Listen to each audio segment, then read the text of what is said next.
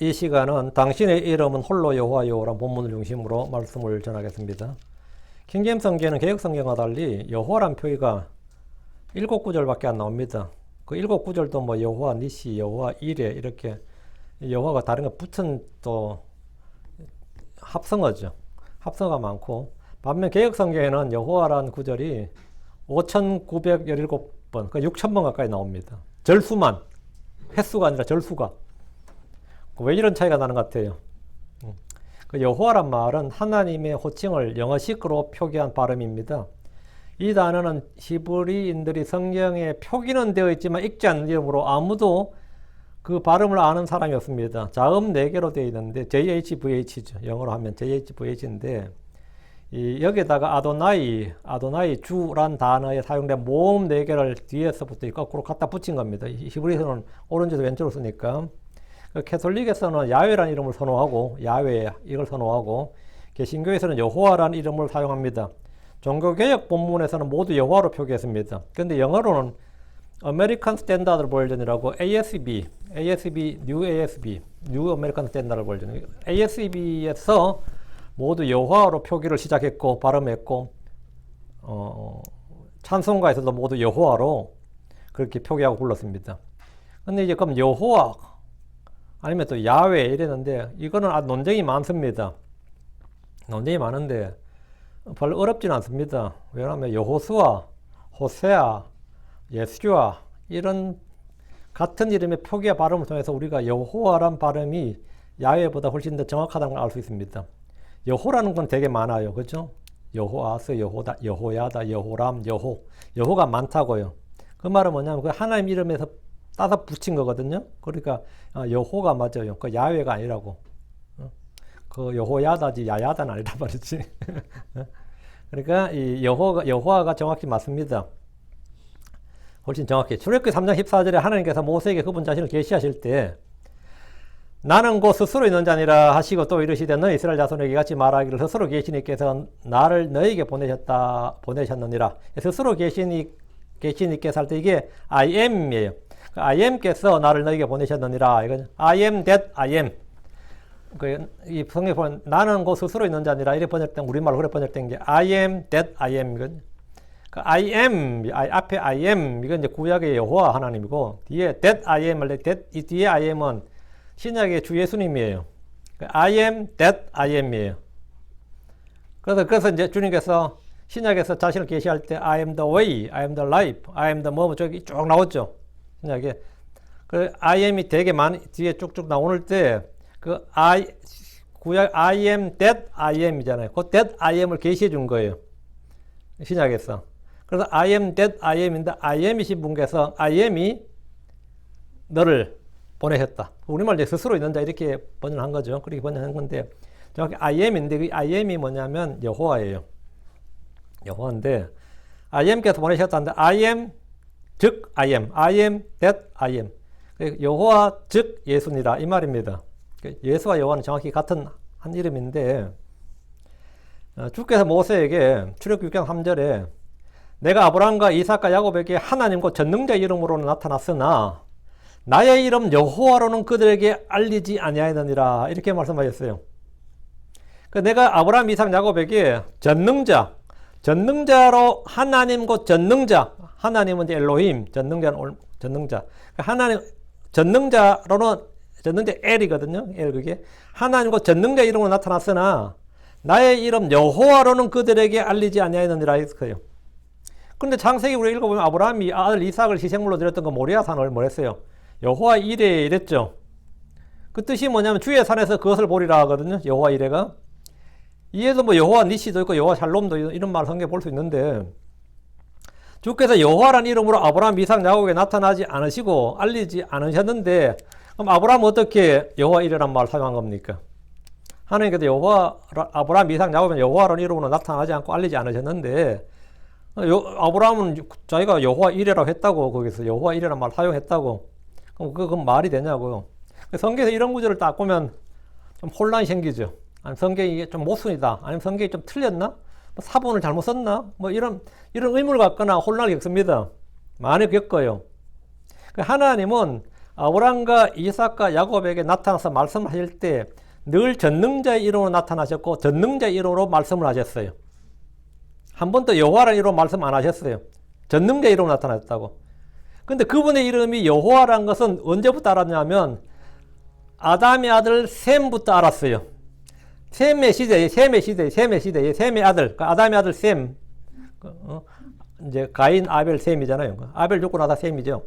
그 셈의 세대에 이미 사람들이 주의 이름을 알아고 불렀는데, 주의 이름을 부르더라 했잖아요. 그게 뭐 여호와 이름을 불렀다고요. 그게 그 주가 여호와라고. 그런데 주님께서 그들에게 이 전능자의 이름으로 나타나서 전능자의 이름으로 항상 말씀을 하셨어요.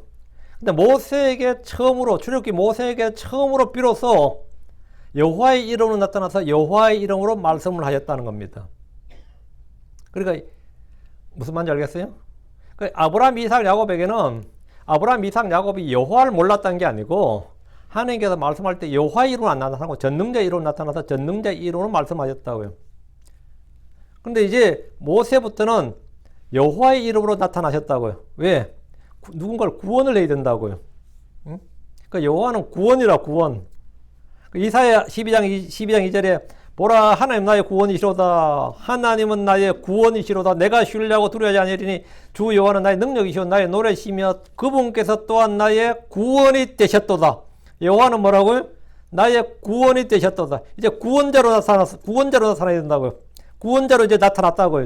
그리고 구원자로 알려주셨고 그전에는 뭐예요? 전능자로 나타나셨고 전능자로 알리셨는데 이제는 내가 너에게 구원자로 나타나고 구원자로서 말한다 이거예요. 이 구절에 여호와라는 뜻이 나오죠. 보라 하나님은 나의 구원이시로다.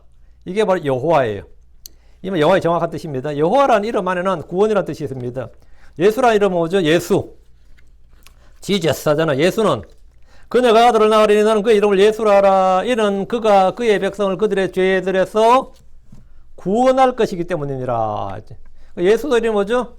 그의 백성을 그들의 죄들에서 구원할 것이기 때문이라. 주 여호와 안에 영존한 능력이 있습니다. I am that I am입니다. 내가 곧 난이라는데 내가 곧 난이라. I am이 곧 그 I am이니라 이 말이죠. 내가 I am이 that I am 그 I am은 뭐 that I am 뭐죠? 예, 신약에서 주님께서 말씀은 내가 I am he 할 때 내가 그니라 하는 그 I am이라고요. 그래서 주님께서 I am he 할 때마다 이스라엘 사람들이 막 뒤집어진 거예요. 돌 들고 막 신성 모독한다고 할 때 그게 왜 그러냐면 자기가 뭐라고요? 출애굽기 3장 14절에 나오는 하나님이라고 주장하고 있다 이거예요. 그렇게 말하고 있다고. 근데 주님께서 미리 내가 바로 그니라 했고 이제 반대로 주님이 내가 바로 그니라 그러면 되는 거죠. 하나님 아버지께서 내가 바로 그니라면 하나님과 영이신 분께서 말씀이신 분께서 육신으로 나타나신 것이고 육신으로 나타나신 분이 육신으로 사람이 되신 분이 내가 그니라 이 말은 뭐죠? 하늘에 계신 아버지니라 그 말이거든요. 둘 다 동등한데 거꾸로 오면 완전히 좀 이단처럼 느껴진다. 신성모독처럼 느껴진다고. 유대인들은 그렇게 느꼈다 이 말입니다. 예. 자, 본문 보겠습니다. 6절입니다. 에돔의 장막들과 이스마엘 족속과 모압에 속한 자들과 하갈 사람들이요. 6절에서 8절은 구약의 사사시대나 왕정시대의 주변 민족들에 관한 기록으로 보이지만 이 구절은 역사가 아니라 예언입니다. 8절에 셀라란 말을 통해서 재림의 문맥입니다. 이들은 반이스라엘의 동맹입니다. 에돔, 이스마엘, 모압, 하갈, 그발, 암몬, 아말렉, 두로, 블레셋, 아수르, 로세 자손들 모두 다 이 자손이 모두 반이스라엘 동맹국들입니다. 총 10개가 나오는데 에돔의 장막이란 에돔이 가는 땅을 말합니다. 에돔은 붉은이라는 뜻입니다. 아담, 에돔이 같은 말이에요. 에돔은 붉은이라는 뜻이고 에서의 후손을 걷습니다. 에서는 야곱의 쌍둥이 형제입니다. 이스마엘 족속은 아브라함의 장자인 이스마엘 후손들입니다. 모압에 속한 자들이 롯의 사생아들입니다. 모압과 암몬은 롯의 사생아들로 모두 아브라함과 연관된 친족이라 할 수 있습니다.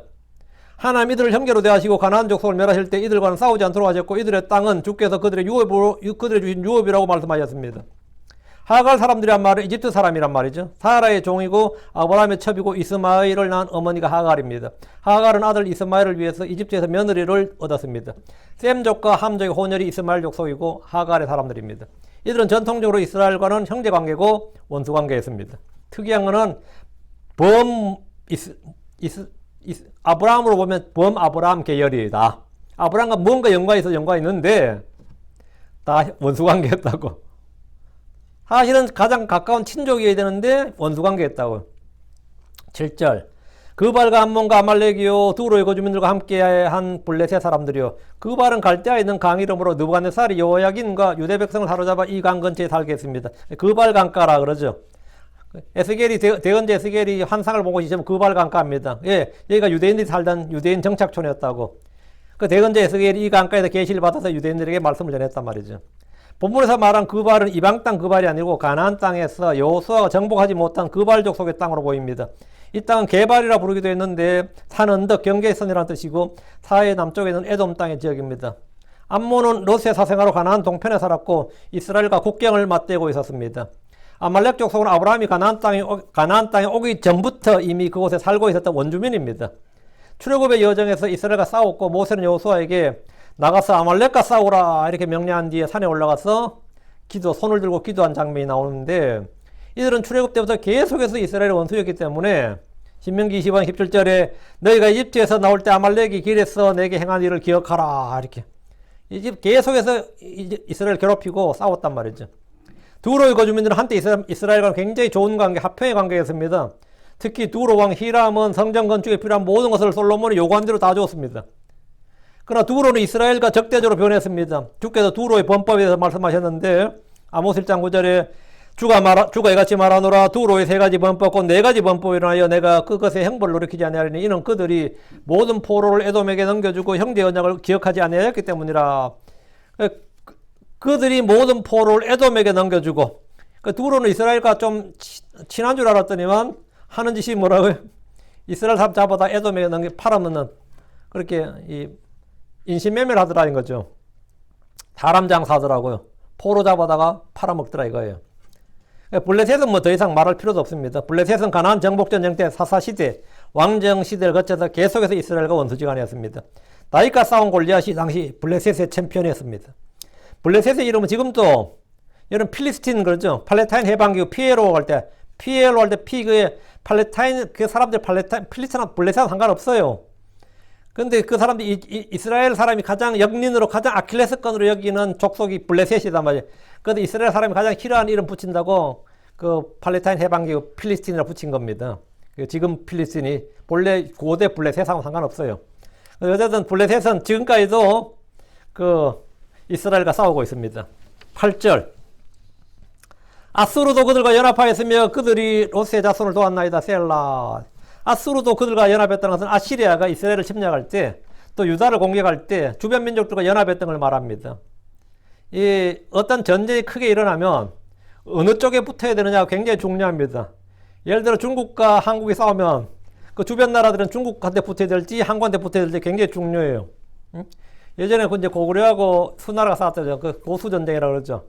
그때 말갈족이나 여진족은 전부 다 고구려한테 붙었어요. 그래서 고구려가 수나라를 이길 수 있었던 겁니다.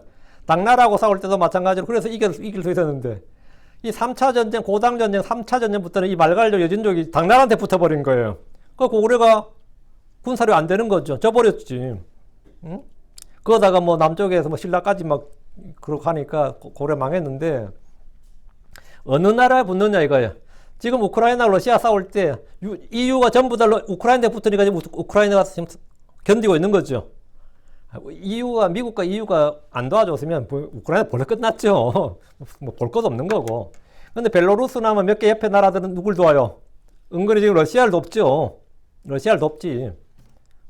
그러니까 이 전쟁이 한번 터지면 어디를 돕느냐 그게 중요한데 아수르는 그 당시에 제국이었어요. 아시리아 제국이라고요. 아시리아 제국이 남쪽으로 쫙 내려오면 그 주변 민족들은 이스라엘 돕겠어요? 아시리아 돕겠어요? 당연히 아시리아 돕죠. 그 아수르도 그들과 연합하였으며 이런 거죠. 그들이 롯의 자손을 도왔나이다. 이건 뭐 전쟁을 하면 그 합종연행이라 그래요.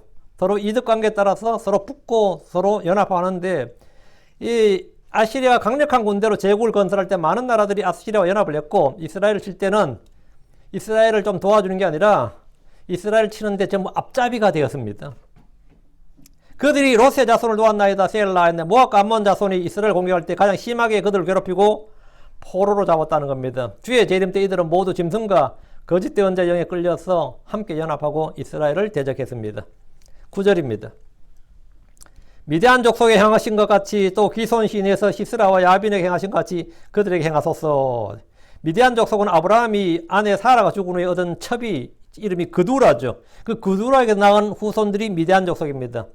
이들도 사실 범 아브라함의 가족이에요. 어쨌든 첩의 자식이니까 이스라엘의 형제라고 할 수 있다고요. 그러나 미디안 족속은 이스라엘과 형제의 친족으로 한 것이 아니라 적대 관계였습니다.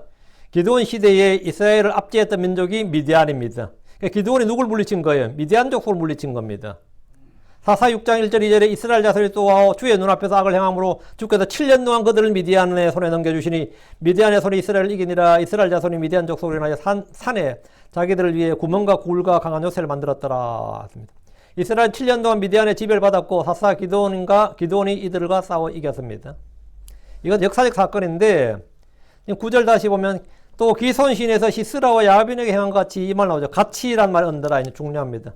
또 기손신에서 시스라와 야빈에게 행하신 것 같이 그 킹잼성 읽을 때 여러분 as나 like가 나오면 그건 굉장히 중요한 말이에요. 예. 가나안 왕 야빈과 야빈의 군대 대장 시스라는 20년 동안 이스라엘 지배한 그런 사람입니다. 예를 들어 이제 미국이 한국에 들어왔을 때 메가드가 한국의 통치자였거든요. 군정이니까. 일본도 마찬가지로 주일 사령관이 메가드였다고요. 일본도 메가드가 통치자였다고. 그런데 야빈이 왕이야. 가나안의 왕인데 시스라가 바로 그런 메가드 같은 그런 통치자, 군대 대장이었어요. 그 이스라엘의 통치자가 누구냐면 그 당시에 가나안 왕 야빈과 야빈의 군대 대장 시스라. 그 시스라가 바로 그 주 이스라엘 사령관인 거예요. 주 이스라엘 사령관이었다고. 근데 몇 년간? 20년간. 20년 동안 이스라엘 지배했습니다. 이때 이제 드보라와 바락이 일어나서 그들을 구출했습니다. 시스라는 철병걸 가진 장수였습니다. 한마디로 요즘 가지면 전차를 가진 사람이었다 이거예요. 그런데 이 시스라가 어떻게 죽은지 아시죠? 야엘의 장막에서 그 관자놀이에 말뚝이 박혀서 죽임을 당했어요. 그것도 하도 고온이 잠이 들어가지고 너무 피곤해서 고온이 잠이 들었는데 잠든 사람의 너무 심했죠. 그래서 그죠? 말뚝으로 그냥 머리통을 깨놨으니 그 전부 다 이 하나님께서 마귀의 예표가 된 인물들 전부 다 머리를 깨뜨리신단 말이에요. 그 창세기 3장 15절에 나온 예언의 말씀의 성취입니다. 그 머리를 깨뜨리신다 이거. 내 신은 뱀의 머리를 깨뜨릴 것이요 이거예요. 머리를 깨뜨릴 것이요. 그 다 머리 깨져서 죽는 겁니다. 그 머리를 깨뜨리는데 그렇게 죽임을 당했어요. 그렇게 죽임을 당했던 것 같이 이 말이에요. 그 같이 이게 중요해요. 같이 이 말은 뭐냐? 예, 지금 보면 주님께서 미디안 족속에게 행하신 것 같이 또 기손신에서 시스라와 야빈에게 행하신 것 같이 그들에게 행하소서에 나오죠. 같이 이 말은 뭐냐 이거예요. 이 말은 이건 과거 역사적 사건인데 시스라나 야빈이나 기손신이나 미디안 족속은 다 과거의 사건, 사사기에 나오는 이야기인데 그랬던 것 같이 앞으로 미래의 이스라엘을 치러 오는 그 대환란 때 이스라엘 치러 오는 열왕들 그 열왕들과 그 열왕의 군대를 뭐라고요? 그렇게 멸해 주시옵소서 이 말입니다. 그리고 이거는 과거 역사가 아니라 뭐라고요? 미래의 예언이다 이 말입니다. 그 과거 역사적 사건을 예를 들어서 이그젠플로 해서 미래에 우리를 괴롭힐 그 이방 족속 이교도들을 그렇게 해달라 이 말이에요. 그 주의 날에도 미디안에게 행했던 것 같이 시스라와 야빈에게 행하신 것 같이 그들에게 그렇게 해달라는 기도예요. 이건 그렇게 그럼 이건 대환란에서 그렇게 주의 날에 그렇게 이제 문자적으로 성취가 되는 거죠. 10절 그들은 엔돌에서 패망하였으며 그들은 땅을 위한 똥같이 되었나이다 했죠. 그들은 엔돌에서 패망했다고 하는데 시스라 야빈 이곳에서 크게 패배했다는 걸 알려줍니다. 엔돌은 다낙과 무깃도의 인접지역입니다. 전능자의 큰 날에 전쟁이 벌어진 곳이 아마겟돈, 즉 무깃도입니다. 아마겟돈 같은 지역이에요. 예. 그들은 땅을 위한 똥같이 되었나이다. 이 말씀은 그들의 죽은 시체들이 똥같이 땅에 거름이 되었다 이 말입니다. 여러분이 사람이 죽어서 엄청나게 죽어서 땅에 묻어버리면 거름이 됩니다. 거름이 돼요. 이거는 실제로 실험한 예가 있어요. 실험했다면 이상한데 뉴질랜드에서 이 물이 가득한데 벼락이 친 거예요. 그래가지고 술록 사슴들이죠. 때려 죽었는데 몇천 마리가 때려 죽어 버렸어요. 그 번개가 어떻게 쳤는지 그 물이 가득해가지고 그 물에 번개가 물에 찬다. 그 물에 정전이 일어나면서 그 술록들이 몇천 마리 죽었는데 이 죽은 술록들을 어떻게 처리해야 될까? 그게 전부 다 당장 묻어라 이래 된 거예요. 응? 당장 그래야 되겠죠. 근데 환경론자들도 몇 명이 좀 또라이 같은 애들이 있었어요. 이것도 자연의 현상의 일부인데 그냥 놔두자. 그러니까 그러면 막 파리가 들끓고 오염되고 그럼 사람들이 위험하다 그러는데 안에서 이게 막 엄청 논쟁이 벌어졌는데 그냥 결국 놔두기로 결정을 했어요. 그럴 때만 그 수천 마리가 죽은 그 술록들이 얼마 전에 다 썩어서 이제 흙으로 돌아가는데 그걸 다 촬영을 했습니다. 그걸 다 촬영을 하고 그 연구를 하느라고. 그럴 때면 그 황무지 같은 그 죽은 그곳이 그 주변이 얼마나 많은 그 짐승들이 몰려들고 숲이 우거지고 그것이 걸음이 되었는지를 그러니까 그 레포트가 나왔어요. 레포트가 나왔는데 대환란 때 2억 명이 죽고 뭐 이러면 어떨 것 같아요? 그러다 천연왕국이 그렇게 좋은 땅이 되는 거예요. 그 땅이 최고의 땅이 되는 거예요. 뭐라고? 그들은 땅을 위한 똥같이 되었나이다. 지금이야 여러 뭐 다 시골에서 다 이제 요즘은 다 비료치고 뭐 영농이라는 게 굉장히 발달해서 그렇지만 예전에도 말이죠. 인분이나 이 소나 돼지의 그 똥, 그리고 뭐 심지어 사람의 똥까지도 다 거름이었습니다. 실제로. 다 농가밭에 거름이었어요. 그런 시절이 뭐 수십 년 전 이야기가 아니라 그리 오래되지 않아요. 저도 그 똥 다 뿌렸어요. 저도 시골에서 자라기 때문에 그거 다 했어요. 그래서 소의 그거는 거름 항상 그 뭐 해가 끄집어내가지고 며칠 만에 해줘야 되거든요. 해주고 하면 그게 다 거름이에요. 그 집집마다 다 그래요. 그 집집마다 냄새가 엄청 나죠. 그거 다 밭으로 밭으로 논으로 다 가는 겁니다. 근데 그들은 엔돌에서 패망하였으며 그들은 땅을 위한 똥같이 되었나이다. 이거는 뭐 문자 그대로 사실입니다. 이게 그냥 심한 말이 아니에요. 아마겟돈은 성경에서 전쟁의 장소로 유명합니다. 본래 이 장소 워낙 그 길목이에요. 전쟁터예요, 여기가. 다윗이 블레셋을 공격했던 곳 사무엘하 5장 24절이 아마겟돈이었습니다. 바락이 시스라와 싸운 것도 아마겟돈이고 홍해를 건너는 것도 아마겟돈이고 요수아가 해와 달을 멈추며 싸운 것도 아마겟돈이고 기드온의 300용사가 싸운 것도 아마겟돈입니다. 계시록 13장 1절에 열불 계시록 17장 12절 열왕이 여기 언급된 이들과 여기 10개 민족과 딱 맞아떨어집니다. 여기가 딱 맞아떨어져요. 계시록 17장 12절에 내가 본 열불은 열왕인데 그들이 아직 아무 왕국도 받지 못하였으나 그 짐승과 더불어 1시간 동안 왕으로서 권능을 받느니라. 여기 보면 내가 본 열불은 열왕인데 했죠. 이 열왕, 이 열왕이 지금 바로 6절에서 9절까지 나온 이놈들이다. 이 족속하고 맞아떨어진 여기서 열왕이 누구인지를 우리가 이제 계시록에서는 특정하기 쉽지 않는데 거의 불가능하다 하는데 우리는 시편 83편의 열왕국이 그들일 것이라 판단합니다. 이건 물론 제 개인적인 생각인데 거의 얘들이라고 생각됩니다. 11절입니다.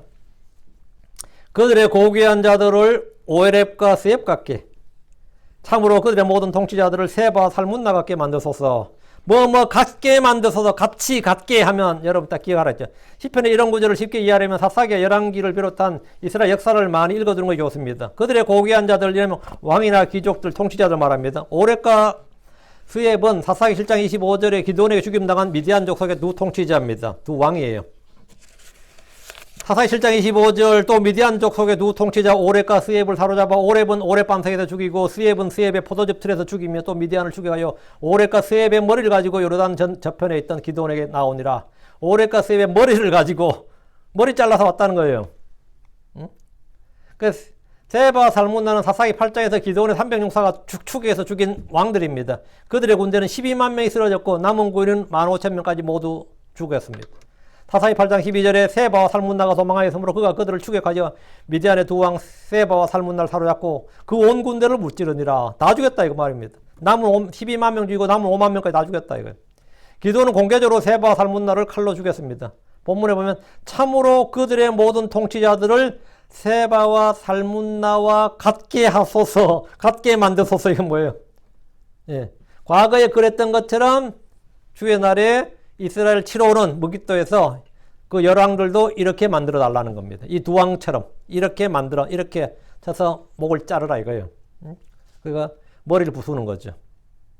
과거 역사를 통해서 미래의 예언이다 이 말입니다. 이렇게 만드소서. 12절 그들이 말하기를 우리가 하나님의 집들을 우리가 소유로 취하자. 그러니까 이 지금 오레가스의 세바 살무나가 뭐라 했냐면 우리가 하나님의 집들을 우리 소유로 하자 이랬다는 거야. 우리 소유로 취하자. 주의 원수들이 이스라엘 치면서 우리가 하나님의 집들을 우리 소유로 취하자. 이스라엘은 우리 거다 이 말이에요. 우리 밥이다 이거예요. 그 땅도 우리 거고 그들의 사람도 우리 거고 다 우리 거다. 그들의 소유는 다 우리 거다 이 말이죠. 이 교도들이 왜 이스라엘을 하나님의 집들이라고 한 겁니까? 로마 캐톨릭은 예루살렘을 그들의 성지라고 그럽니다. 예루살렘은 로마 캐톨릭과 상관없는데 예루살렘을 자기 건 줄 알아요. 무슬림들은 예루살렘을 그들의 성지라고 주장합니다. 무슬림들은 예루살렘 자기 건 줄 알아요. 아랍연맹에 속한 모든 나라들이 이스라엘 땅을 그들의 소유로 생각합니다. 가나안 땅의 주인이었던 이스라엘이 지난 2000년 동안 그 땅을 떠나 있었기 때문에 그 땅을 필리스틴은 그들의 땅이라고 주장을 한 겁니다. 본문에서 하나님의 집이 아니라 하나님의 집들 복수로 되어 있죠. 이것은 예루살렘 성전을 말하는 것이 아니라 회당들을 말합니다. 신약에서는 교회입니다. 교회는 진리의 기둥과 터전입니다. 주님께서 디모전 3장 15절에 이 집은 살아계신 하나님의 교회요 진리의 기둥과 터니라 했습니다. 크리스천들은 개개인이 주의 성령이 거하는 그분의 성전이고 집입니다. 우리가 하나님의 집들을 우리 소유로 취하자 이 말은 예루살렘 그 지명 그 도시뿐만 아니라 각 도시들 그리고 성도들을 그들의 소유로 취하겠다는 겁니다. 유대인들은 크리스천들을 내쫓고 죽이면서 그들의 집을 불태우고 그들을 쫓아내고 그들의 소유를 빼앗았습니다. 고대에서뿐만 아니라 중세 근대에도 유대인들은 그들이 크리스천들의 재산을 빼앗았던 것과 같이 반대로 이 캐톨릭이 그들의 재산을 빼앗았습니다. 무슬림들도 마찬가지고. 근데 이게 얼마 전까지 그랬어요. 유대인들을 잡아다 종으로 삼고 시장에서 팔아버린 이론은 허다했는데 대환란 때 시장에서 팔리는 노예들, 사람들의 혼들 중에 이들이 있습니다. 그때 사람들이 이스라엘과 싸움을 성전이라고 그 땅을 다시 차지하는 것이 그들이 신에게 받은 사역인 줄로 압니다. 그러니까 거룩한 전쟁이라고 그러는 거지. 그걸 신에게 받은 사역인 줄 알아요. 그날엔 사람들이 성도들을 죽이는 것을 하나님의 일이다. God's service라고 생각합니다. 그래서 요한복음 16장 2절에 그들이 너희를 회당들에서 내쫓을 것이요 참으로 때가 되면 너희를 죽이는 자마다 자기가 하나님을 섬긴다고 생각하리라. 그러니까 너희를 죽이는 자마다 자기가 하나님을 섬긴다고 그러는 거예요. 그건 사람 죽인 걸 살인이라고 생각하는 것이 아니라 사람 죽이는 걸 뭐라고요? 하나님 일을 했다는 거예요. 하나님 영광을 위해서 했다는 거예요. 구약에도 이 말씀이 있습니다. 이사야 66장 5절에 주의 말에 떠는 자들아 너희는 그의 말을 들을지어다 너희를 미워하고 내 이름으로 인하여 너희를 쫓아낸 너희 형제들이 이르기를 주께서 영광 받기를 원하노라 하였으나 그가 나타나서 너희 기쁨이 될 것이요 그들은 부끄러움을 당하리라. 그러니까 너희를 쫓아낸 너희 형제들이 뭐라고 말한다는 거예요? 주께서 영광 받기를 원하노라 이런다는 거예요. 주 안에서 의롭고 경건하게 살고자 하는 모든 사람들은 주의 뜻대로 행하겠다 이런 사람들은 반드시 박해를 받게 되어 있습니다. 그것도 누구에게? 형제들이 이러잖아요. 그 이스라엘이 형제들하고 여길 만한 10개의 민족들이 그들을 죽이고 빼앗고 노예를 팔고 포로 잡고 이런단 말이죠. 우리는 유대인들 형제로 생각했는지 몰라도 유대인들은 크리스천들을 반 죽이죠. 우리는 캐톨릭을 형제로 생각했는지 몰라도 캐톨릭은 성경신자들 반 죽입니다. 그리고 그걸 하나님의 사역인 줄 알아요. 이단을 척결했다 그러고. 이게 참 희한하지. 우리 또 킹덤 성경신자들은 뭡니까? 장로교는 개신교 애들인데 또 욕먹고 있지. 아직 죽이고 하지는 못하지. 왜 못 죽일 것 같아요? 법이 있으니까. 오히려 세상 법이 오히려 막아주고 있는 거예요. 그거 아니었으면 난리 났지. 13절입니다. 나의 하나님이여 그들을 바퀴 같게 바람 앞에 지푸라기 만드소서. 이 기도는 전부 성취됩니다. 아삽은 나의 하나님이여 라고 주께 이스라엘 원수들에 대해서 기도했습니다. 그들을 바퀴 같게 바람 앞에 지푸라기 같게 만드소서 했는데 그들을 바퀴 같게 만들라는 말을 읽어도 뜻이 금방 와닿질 않아요. 연기같이 초계같이 겨같이 수증기같이 티끌같이 바람에 지푸라기같이 이런 말은 어때요? 금방 설명이 필요 없는 말이 그냥 딱 와닿죠. 왜? 그런 것은 우리말에도 흔한 표현이기 때문이에요. 세계 어느 나라에다 흔한 표현이에요. 성경을 읽었는데 내가 단번에 의미가 팍 들어오지 않는 표현들은 대부분 다 우리에게는 익숙하지 않는 히브리식 표현입니다. 그 히브리식 표현은 이제 우리가 들어도 딱 들었을 때 금방 딱 와닿지는 않지요. 근데 그들을 바퀴같이 이 말은 유대인식 히브리식 표현인데 이 말이 유대인들의 일상적인 표현이고 그들은 이해하는데 들으면 그 뜻이 딱 와닿아요. 수레나 병거의 바퀴는 물론이고 모든 이동수단의 바퀴는 뭐죠? 땅에 붙어 있죠. 바퀴는 땅에 붙어 있는 게 바퀴지 땅에 안 붙어 있는 바퀴가 아니에요. 땅에 붙어 있는 게 바퀴예요. 그 바퀴는 구르는 도구입니다. 그렇죠? 그 바퀴는 수레든 변기든 가장 아래에 있고 그 짐의 무게를 다 지탱해야 됩니다. 그게 바퀴예요. 그 바퀴는 진흙에서는 푹 빠져버리고 아무 기능도 하지 못합니다. 근데 그 바퀴가 축에서 빠져버리면 어떻게 되죠? 그냥 아무 데나 굴러가고 넘어져 버린다. 그 축에서 빠져버린 바퀴는 또 아무것도 아니에요. 그럼 아무 짝에도 쓸모가 없어. 그럼 어디 축에 붙어 있을 때만 뭐 이동수단에 축에 붙어 있으면 고생이고 무게를 감당해서 이동해야 되니까 고생이고 축에서 빠져버리면 아무것도 아니고 그게 바퀴 같은 인생은 어떻죠? 최악이지. 붙어 있으면 뭐가 되는 거죠? 노예 생활이야. 빠져버리면 아무것도 죽음이야. 응? 그들을 바퀴 같게 만들어서 이 말은 뭐지? 우리는 잘 안 쓰는 표현이라서 그게 무슨 뜻인가 싶지만 그 진짜 욕도 그런 욕이 없어요. 그들을 바퀴 같게 만들어서 이 말은 욕도 그런 욕이 없어요. 응? 그를 비행기 바퀴처럼 만들어서 하면 어떨 것 같아요? 아니면 철로의 바퀴처럼 만들어서 하면 이건 사람 잡는 거지. 그렇다고 그게 철로에서 빠져버리면 어떻게 되죠? 바퀴도 아무것도 아니고 또 피해는 엄청나게 크고, 응? 이거 뭐 난리라고 뭐 바퀴 부서진다든지. 여러분이 차를 타고 가다가 혹시 바퀴가 터진 적 있어요? 아니 바퀴에 빠진 적이. 프레일 타고 막 달리는데 신나게 달리는데 바퀴에 빠져버리면 어떨 것 같아요? 그리고 바퀴만 하나 쫙 결이 가네. 저는 터진 적이 있는데 91번 타고 가다가 91번 그날이 뭐 명절비 됐던 것 같아요. 차가 되게 한적해서 차가 없었기에 참 다행이었어요. 브레이크에 차가 없었어요, 별로. 그리고 바퀴에 빠진 게 아니고 터진 거예요. 그래가지고 소리가 탁 나더니 제가 갓길로 세웠는데 그 찢어지면서 막 앞을 다 쳐가지고 차도 뭐 엉망돼 버리고 연료통 같은 걸 막 치니까 막 쳐가지고 차가 엉망이 돼가지고 내가 그 사진을 아직도 갖고 있어요. 근데 제가 이 바퀴 이상이 있다는 건 좀 느껴가지고 코스코에 가서 타이어 센터 가서 이 바퀴 어떠냐 검사해 달랐더니만 딱 나서 검사하더니만 바퀴 바꾸는 거는 시간 낭비고 돈 낭비고 이러면서 내가 이렇게 또 친절한 사람이 있나 했거든요. 이 사람 돈 벌려고 하지 않고 말이지. 바꿀 필요 없다면서 나한테 친절하게 바꿀 필요 없다. 그 다음에 사고 난 거예요. 제가 그때 친절한 놈 아무 소용없다고. 정확한 놈이 중요하지. 친절하고 인자한 게 중요한 게 아니에요. 정확한 게 중요해요. 여러분 복음도 마찬가지입니다. 이건 생명에 관한 문제라고. 내한테 친절하고 밥 잘 사주고 뭐 하면서 복음 안 전해주는 놈하고 좀 까칠해 보여도 정확하게 네 그따위로 하다가는 지옥 간다 이렇게 말한 놈하고 어느 놈이 나을 것 같아요? 정확한 놈이 나아요. 병이 들어도 마찬가지예요. 상냥히 웃으면서도 괜찮습니다. 병이 아닙니다. 금방 나을 겁니다. 이놈하고 좀 냉철하고 좀 정은 안 가지만 이 병은 어떤 병이고 정확하게 진단해서 가르쳐주는 사람하고 여러분 누구한테 맡길 것 같아요? 누가 더 고마울 것 같아? 뭐 물어볼 필요가 없지. 전 식당을 가도 그래요. 서빙이 별로라도 맛이 있는 음식이 좋지. 만면 웃음을 짓는데 먹어보니까 맛이 없어. 그 쓸데없는 짓이에요. 이 본질이 뭐냐고. 음식점에서는 본질은 맛이에요. 친절이 아니고. 타이어 센터에서는 정확성이야. 안전이라고요. 응? 근데 지금도 그 기억나네. 그렇게 만면 웃음을 지면서 안 고쳐된다고. 나는 또 그때 그게 또 감사했어요. 이렇게 또 친절하고. 응? 보통 사람 같으면 없는 차여도 고치라고 할 텐데, 바꾸라고 할 텐데. 제가 그때 크게 깨달았습니다. 내가 앞으로는 항상 냉정하더라도 정확하게 말해주는 그런 사람이 되어야 되겠다. 특히 생명에 관한 건 특히 생명과 안전에 관해서는 특히 그래야 됩니다. 그냥 여러분 좋은 말해주는 그런 인자한 목사 물론 좋지. 좋은데 정확한 게 훨씬 나아요. 진리에 정확한 사람이 훨씬 낫다고. 자, 여기서 바퀴 같게 만들어서 이 말 대충 뭔 말인지 알겠죠?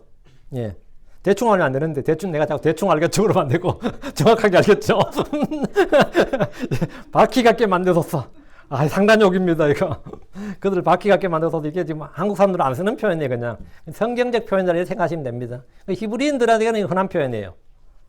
본문에서 이제 나오는데 이게 이사야 17장 13절에 보면 나와요. 선. 이사야 17장 13절에 민족들이 많은 물이 몰려오려니와 하나님께서 그들을 꾸짖으시려니 그들이 산에서 바람 앞에 날리는 개같이, 여기까지 같은 표현이죠. 해오리 바람 앞에 굴러다니는 물건같이 멀리 도망하고 쫓겨가리라. 예, 해오리 바람 앞에서 굴러다니는 물건같이, 이게 바로 바퀴같이 이 말입니다.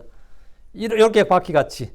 그러니까 뭐 이리저리 뭐 굴러다니는 물건같이 멀리 도망하고 쫓겨가리라. 그러니까 주의 원수들이 이리저리 땅에 굴러다니는 그런 비천한 자들이 되게 해달라는 겁니다.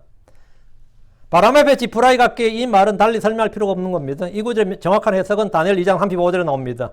그때 새와 진흙과 녹과 은과 금이 다 산산조각나서 여름 타작마당에 개같이 되어 바람에 쓸려가므로 그것들의 자리를 찾지 못하였고 그 형상을 친 돌은 큰 산이 되어 온 땅을 채웠나이다. 여름 타작마당에 개같이 바람에 쓸려가므로, 이게 뭐냐? 예, 이게 바람 앞에 지푸라기지. 여름 타작마당에 개같이, 바람 앞에 지푸라기 같이, 뭐 같은 거죠. 주께서 오시면 주의 원수들은 산산조각나서 여름 타작마당에 개같이 되어서 바람에 쓸려갑니다. 바람 앞에 지푸라기는 우리말에 이제 바람 앞에 촛불, 뭐 이런 말 쓰죠. 같은 겁니다. 14절. 불이 나무를 태우는 것 같이, 또 불꽃이 산에 불을 붙이는 것 같이, 주의 원수들의 멸망과 심판에 대해서 아삽은 계속해서 같이 이런 말을 읊고 있는데, 같이, 이 말은 뭐냐? 과거에 그러했던 것 같이, 주님께서 예전에 그렇게 행하셨던 것처럼 말이에요. 그렇게 앞으로도 우리를 대적하고 핍박하는 원수들을 그렇게 해주시옵소서, 이 말이지. 불이 나무를 태우는 것 같이, 또 불꽃이 산에 불을 붙이는 것 같이 그렇게 그들을 태워서 소멸해달라는 말입니다. 우리 주님은 소멸시키는 불입니다. Consuming fire예요. 주의 불이 사람을 태운 예는 성경에 많이 나옵니다. 소돔과 고모라의 사건이 대표적이고요. 출애굽 때 불평하던 회중들이 주의 불에 소멸되었고 반역하던 250명의 통치자들이 불에 소멸되었습니다. 민수기 21장 28절에 헤스본에서 불이 나오고 시온의 도시에서 화염이 나와서 모압의 아를 소멸시키며 아론의 산당들의 귀족들을 소멸시켰도다. 모압에서도 이런 일이 발생했다는 거죠. 헤스본은 암몬족 소유 소속이고 시온은 모압의 소도인데 이 두 곳이 주의 불이 나와서 소멸되었습니다. 우리 주께서 불로 심판하신다는 것은 혼이 지옥에 던져지는 것뿐 아니라 이 땅에서 불로 죽을 자들이 많다는 것을 말합니다. 주의 불에 사람들은 풀과 나무에 불과합니다. 헤스본과 시온 나오는데 이 가장 최근에 불에 완전히 멸망한 나라는 일본이에요. 여러분, 일본이 원폭에 망했다고 물론 우리가 배웠지만 원폭에 망한 건 그 아무것도 아닙니다. 사실 일본은 불에 망했어요. 근데 이 미국에서 이 제약회사들하고 그때 화학회사들이 어떻게 하면 불이 잘 붙고 바람에도 불이 꺼지지 않는가 이런 거를 연구를 했어요. 그게 네이팜탄 그런 겁니다. 그런데 그거를 몇억 톤을 쏟아 부었어요. 그 도쿄와 이런데. 근데 일본에 전 목조가구가 많거든요. 근데 그 불이 얼마나 했는지 사람들이 일본에 타 죽은 사람들이 민간인들이 피해가 정말 너무 컸죠. 군인들이 아니라 민간인들이. 진짜 화재도 그런 화재가 없는 거예요. 차라리 핵폭탄은 아무것도 아니었어요. 온 도시를 그냥 불사질러 버리는데 불이 꺼지질 않는 거예요. 근데 문제는 그 사람들이 피하려고 물속으로 뛰어들었는데 문제는 물이 끓어버린 겁니다. 이 불이 얼마나 센지 물이 다 끓어버린 거예요. 그래가지고 다 죽어버렸죠. 전부 그 사람들이 지옥의 불이 지상 위로 올라왔다 이랬어요. 그 불이 하도 불이 강력해서 꺼지질 않아요. 그건 완전히 소멸될 때까지 안 꺼지는 거예요. 물로도 안 꺼졌어요. 엄청났었죠. 이게 바로 뭐냐면 불이 나무를 태우는 것 같이 불꽃이 산에 불을 붙이는 것 같이 했는데 사실 이거는 얼마 전에도 있었던 일이다 이 말입니다.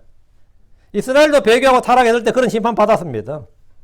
에스겔 5장 4절에 그 뒤에 그 중에서 다시 얼마를 가져다가 불 가운데로 던져 불 속에 태우라. 거기서 불이 나와 이스라엘의 온 집으로 들어가리라. 불이 나와서 이스라엘의 온 집으로 들어간다잖아요. 엘리야를 잡으러 왔던 군인들은 두 번이나 주의 불에 죽임을 당했습니다. 한때 화려한 무역과 상업도시로 번창했던 두로도 불로 멸망합니다. 두로가 불로 망한다고요. 에스겔 28장 18절에 내가 내 많은 불 뻗고 내 무역의 물력으로 내 성소들을 더럽혔나니 그로 내가 내 한가운데서 불이 나오게 하여 너를 삼키게 하고 너를 바라보는 모든 자들의 눈앞에서 너를 데려다가 땅 위에 재가 되게 하리라. 그 두로가 불에 타서 완전히 소멸되는 도시다 이 말입니다. 그 도시가 잿더미가 되어버린다고. 요한계시록 이런 불의 심판으로 온 세상이 불의 심판이 온 세상에 임한다는 그런 기록이 나옵니다. 계시록 8장 7절에 이게 나와요. 다시 15절. 그와 같이 주의 광풍으로 그들을 핍박하시며 또 주의 폭풍으로 그들을 무섭게 하소서. 우리 성경 주의 태풍으로 그들을 일어나는데 앞에 나오는 템피스트란 단어 있죠. 이게 미친 바람이거든요. 사나운 바람, 미친 바람이에요. 그러니까 미칠 광자가 있잖아요. 그러니까 주의 광풍으로 이럽니다. 주의 광풍으로. 뒤가 태풍이 아니고 광풍으로. 그와 같이 주의 광풍으로 그들을 핍박하시며 또 주의 폭풍으로 그들을 무섭게 하소서 했습니다. 광풍, 폭풍, 태풍 모두 바람에 관련된 것인데 앞에 바람 앞에 지푸라기가 나왔고 불이 나왔기 때문에 자연스럽게 연결되는 바람입니다. 주께서 그와 같이 주의 광풍으로 주의 폭풍으로 그들을 핍박하시고 무섭게 하시는데 욥기 21장 18절 19절에 정확히 나옵니다. 욥기 21장 18절 19절에 그들은 바람 앞에 지푸라기 같고 폭풍에 휩쓸려가는 개 같도다. 하나님께서 그의 불복을 그의 자녀들 위해 쌓아두시며 그분께서 그에게 부응하시나니 그가 그것을 알리라 했습니다. 그가 그것을 알리라. 주께서 그들을 꾸짖으실 때 그들은 산에서 바람 앞에 날리는 개같이 해오리 바람에 굴러다니는 물건같이 멀리 도망하고 쫓겨갑니다. 대환란 때 이 땅의 민족들은 아무것도 아닙니다. 뭐 미국이나 유럽연합이나 러시아나 중국이나 아랍연맹이나 이 모든 나라들이 다 연합해도 그들은 주의 광풍, 주의 폭풍 앞에서 해오리 바람 앞에 굴러다니는 지푸라기에 불과합니다. 뭐 80억 인구, 100억 인구가 아무것도 아닙니다. 이사야 29장 6절에 만군의 주께서 천둥과 지진과 큰 소리와 폭풍과 삼키는 불꽃으로 너를 징벌하시라. 이런 거는 뭐 핵무기하고 비교할 게 아니란 말이죠. 이게 훨씬 더 큰 피해를 입는단 말이죠. 이때 온 땅은 주의 두려움에 떨게 됩니다. 벌벌 떨게 돼요. 이전에 느껴보지 못했던 공포가 온몸에 온 혼이 그냥 다 소스라치게 그렇게 올라가게 된단 말입니다. 16절. 그들의 얼굴을 수치로 가득 채우소서. 그리하여 그들이 주의 이름을 찾게 하소서. 오 주여. 그들의 얼굴을 수치로 가득 채우소서 했죠. 주를 대적하고 주의 회중들을 멸시하고 치던 자들은 교만과 거만한 가운데 그렇게 이스라엘 핍박하고 주의 성도를 죽이고 했습니다. 그리고 그것이 하나님의 일인 줄로 알고 그렇게 하는 것이 주의 영광을 위한 것이라 생각했어요. 욥기 8장 22절에 너를 미워하는 자들은 수치로 옷 입을 것이요 사악한 자들의 겉은 없어지리라. 이 말씀대로 주를 미워하는 자들, 주의 백성을 미워하는 자들은 모두 이렇게 됩니다. 시편 109편 29절에 내 대적들을 수치로 옷 입게 하시며 그들이 겉옷으로 가리듯 그들의 당황함으로 그들을 가리게 하소서. 고난이나 어려움을 당하더라도 사람이 고난을 당하고 어려움을 당해서 죽더라도 말이에요. 순교자처럼 의롭고 당당한 사람들이 있어요. 죽을 때 죽더라도 순교자처럼 그래 죽는 사람이 있다고. 신념을 갖고 테러를 저지르는 사람들은 죽을 때도 그들은 수치가 아닌 영광으로 생각합니다. 신념을 갖고 죽는 사람들 있죠. 신념을 갖고. 예를 들어 한국의 독립투사를 생각해 보세요. 아니면 지금 뭐 탈레반도 마찬가지고 지금 뭐 우리는 테러리스트로 하지만 그 사람들은 그렇게 생각 안 하죠. 그들은 신념을 가지고 그런 짓을 한다고. 그러니까 그렇게 죽음을 당해도 그들은 수치가 아니라 영광으로 생각해요. 그들은 사람을 죽였지만 민족을 위해서 국가를 위해서 한 일이란 그런 자랑이 그들 안에 있습니다. 지금 많은 테러리스트들도 그런 정신을 가지고 있습니다. 침례자 요한이나 스데반이 죽을 때 그들은 수치스러워하지 않았습니다.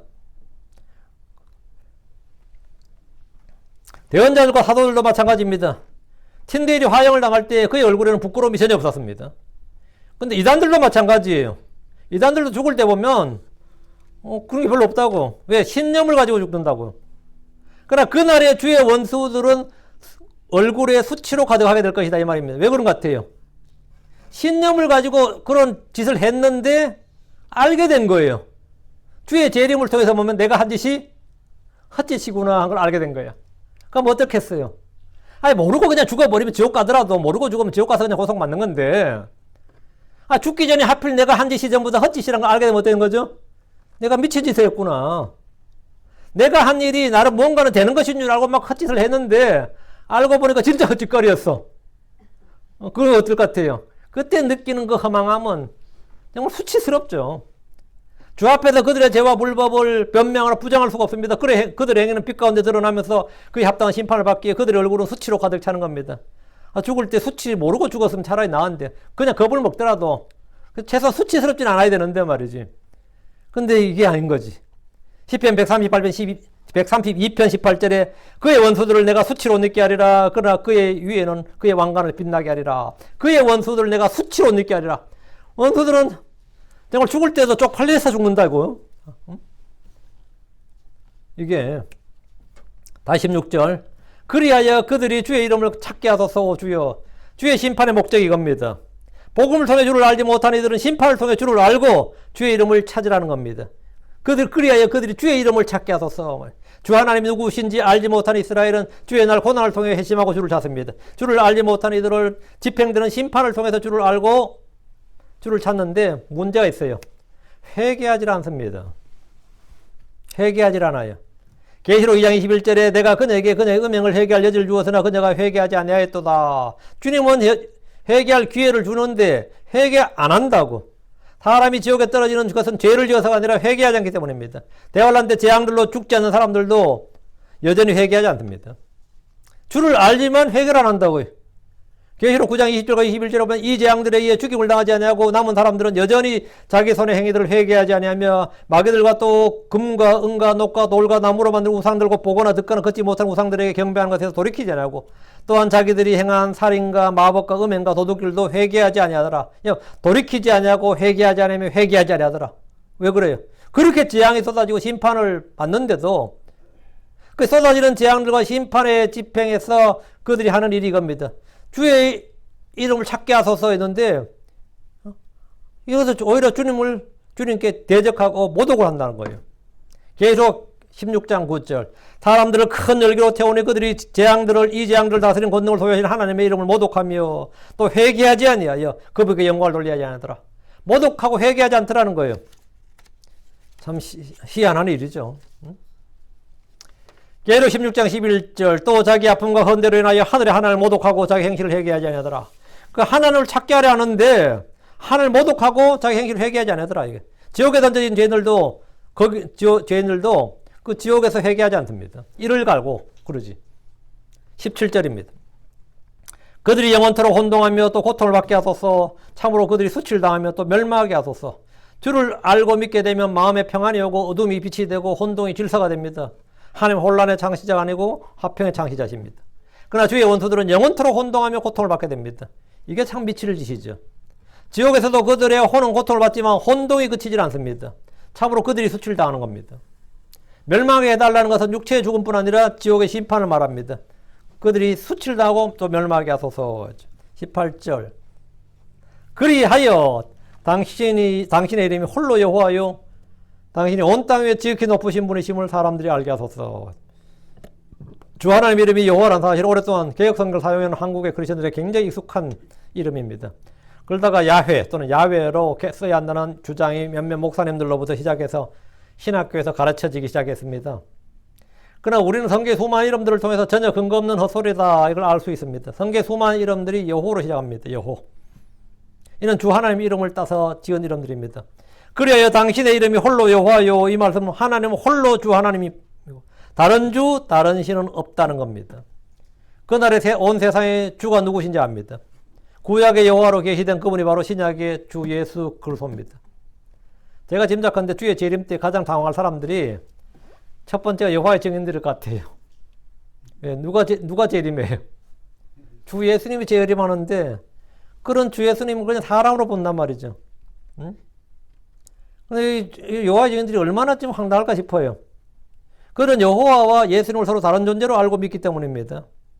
그들은 주 예수님을 참 하나로 인정하지 않습니다. 그 다음에 또 당황할 사람들이 그 여호와의 증인 못지않는 게 유대인들입니다. 그들은 수천 년을 예수를 그냥 사생하고 거짓 메시아로 생각했습니다. 그냥 사람일 뿐이다고. 근데 그 예수가 하나님이라는 사실을 알 때 어떻겠어요?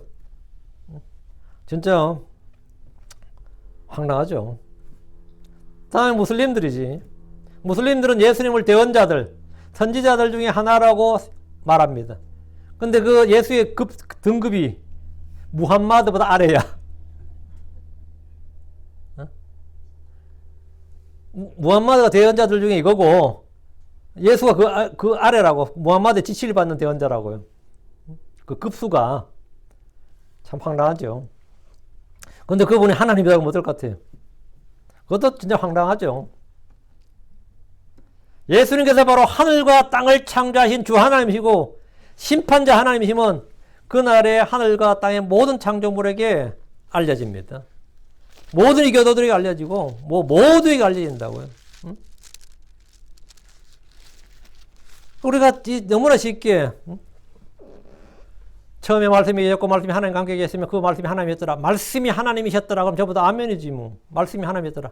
그 말씀이 육신이 되어 우리 가운데 거하시면 그러면 되겠죠? 처음에 계셨던 말씀 그 하나님이 육신이 되어 우리 가운데 거하시면 그 예수잖아요. 그렇게 요한복음 1장 1절과 1장 14절만 쭉 연결해버리면 뭐가 되는 거죠? 예수 누가 되는 거죠? 예수는 정확한 하나님이에요. 논쟁의 여지 자체가 없어. 이거는 뭐 유대인이든 뭐 여호와의 정의든 몰몬교든 무슨 다 소용없어요. 예수님은 하나님이에요. 하나님이 뭐라고? 육신이 되신 분이에요. 처음부터 계시던 하나님이 사람이 되신 분이 예수라고요. 예수라고요. 하나님께서 바로 그분 모든 것은 그분을 위해 그분에 의해 창조된 거라고요. 그분을 통해 창조된 거란 말이죠. 그래서 홀로 당신의 이름이 홀로 여호와요인데 이 I am이라고 했죠. 여호와가 I am인데 I am that I am을 I am. 그 I am that I am입니다. 그 I am 앞에 I am이 즉 I am이다죠. 그 여호와 하나님이 I am이다고요. 그러니까 나는 길이요, 나는 진리요, 나는 생명이니라, 나는 부활이니라. 이런 이 주님께서 말한 나는 양들의 문이라, 이 주님께서 말씀하실 때 그 나는 빛이니라 할 때 이 나는 I am 뭐 주님께서 말씀한 그 I am이라고, 그 I am이 뭐라고? I am이라고. 말이 되나? 경상도 사람 쉽게 아는데 가다 그런 거거든요. I am이 I am이라고. 그 I am이 그 I am인데. 그 I am that I am인데.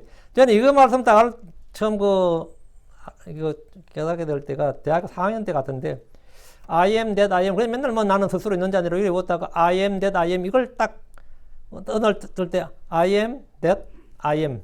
I am이 즉 그 I am이다.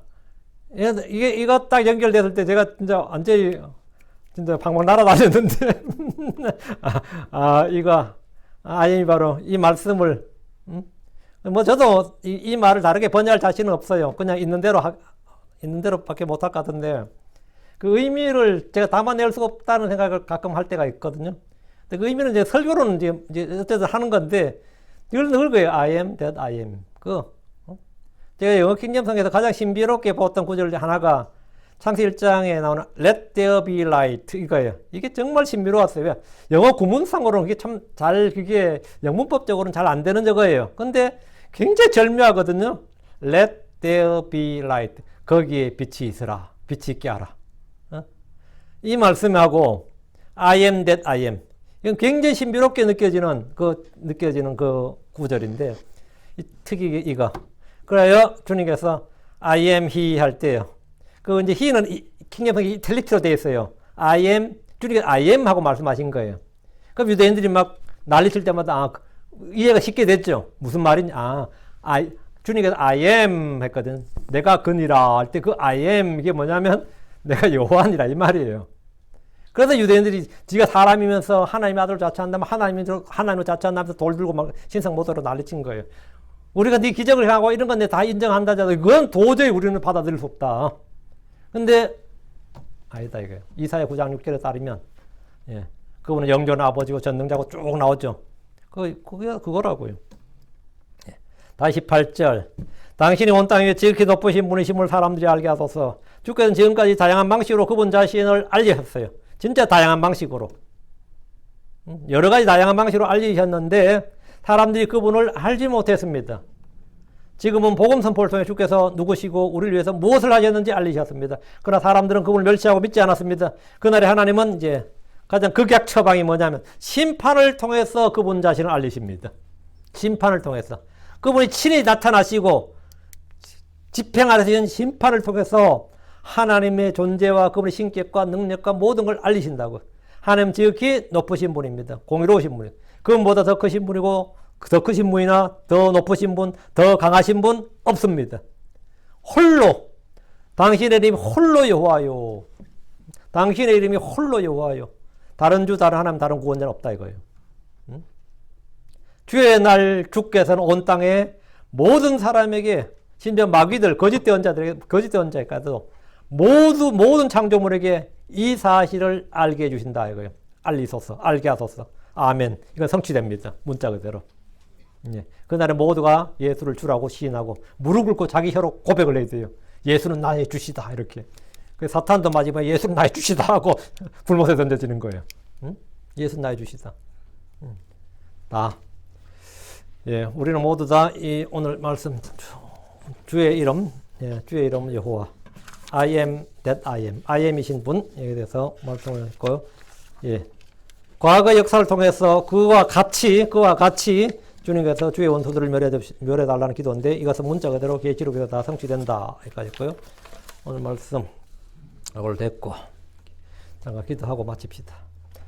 위대하시고 거룩한 주 하나님 감사합니다. 아버지 하나님 기록된 말씀을 하나님의 은혜 가운데서 미약하지만 있는 그대로 선포했습니다. 하나님 아버지 듣는 모든 분들이 말씀을 잘 듣고 잘 받게 해주시길 간구하고 또 잘 깨닫게 해주시길 원합니다. 아버지 하나님 저희가 듣지 못하는 자, 말 못하는 자, 또 깨닫지 못하는 자, 보지 못하는 자 그렇게 되지 않고 아버지 하나님 주께서 저희의 참 지각의 눈을 열어주시고 마음의 문을 열어주시고 아버지 주의 말씀을 들을 수 있는 귀를 주셔서 하나님의 말씀을 저희가 마음에 잘 쌓아둘 수 있도록 해주십시오. 말씀 흘러 빠져나가지 않도록 해주시고 믿음과 잘 결합하도록 도와주십시오. 주의 성령께서 은혜를 주셔서 모든 성도들이 참으로 하나님의 말씀의 빛 가운데 걷게 하시고 그 말씀을 사용할 줄 알도록 도우시옵소서. 은혜 가운데 걷게 해주시고 주의 긍휼과 호의를 더 많이 입도록 도와주십시오. 여러 혼들이 아버지 하나님 많이 부르짖고 있습니다. 하나님께서 주를 찾는 모든 혼들의 기도에 응답하시고 귀를 기울여 주시며 그들의 요구하시는 것들을 들어주시기로 간구합니다. 아버지 하나님 저희가 필요한 것들을 구할 때 아버지 하나님 또 저희가 어려운 힘든 가운데 저 주의 은혜가 더욱 넘치는 그런 놀라운 체험을 그런 복을 허락해 주시길 간구합니다. 감사드리며 주의 손 기도합니다. 아멘.